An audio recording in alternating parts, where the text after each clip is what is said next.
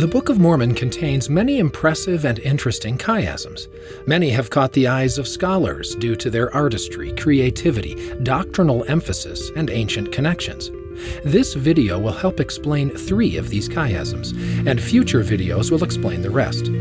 Mosiah chapter 5, verses 10 through 12 was the first chiasm discovered in the Book of Mormon. Statistically, it is one of the 4 strongest chiasms in the Book of Mormon. It is tightly structured and well-balanced.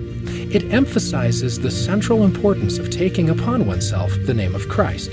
And it incorporates terms used nowhere else in the Book of Mormon, such as the left hand of God and blotted out. The use of such rare terms twice in such a well-balanced passage adds to this chiasm's intentionality, and thus it simply strains reason to imagine that such a structure occurred accidentally.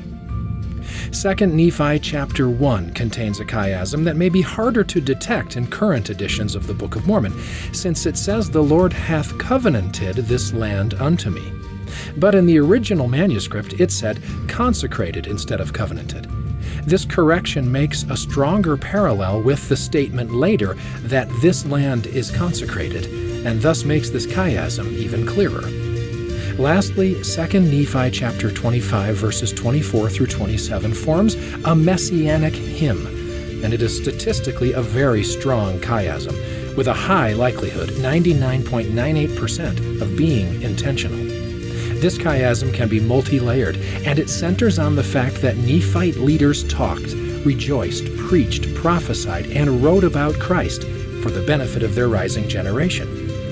This chiasm forms the culmination of Nephi's teachings on Christ and the law. It makes the law into a type and shadow that literally points to Christ as the center. Thus, the overall structure is consciously designed to convey that salvation belongs not to the law, but to the Lord. And now you know why.